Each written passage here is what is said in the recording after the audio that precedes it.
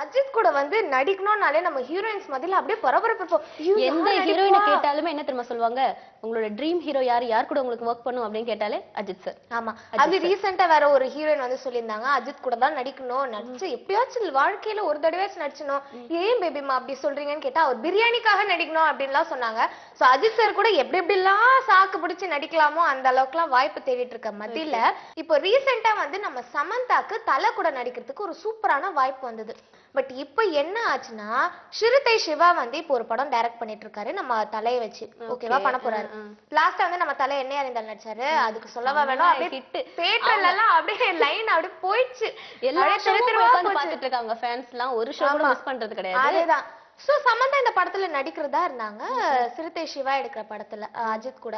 But இப்ப என்ன ஆச்சுன்னா, நம்ம சமந்தா நடிக்கலையா அந்த படத்துல, ஸ்ருதி ஹாசன் நடிக்க போறாங்களாம். நம்ம கமல் சாரோட பொண்ணு. கண்டிப்பா, என்னதான் கமல் சாரோட பொண்ணா இருந்தாலுமே கூட அவங்களுக்குன்னு தனி திறமை நிறைய இருக்கிறதுனால தான் அவங்க அவங்களோட லைன்ல அச்சீவ் பண்ணாங்க இல்லையா.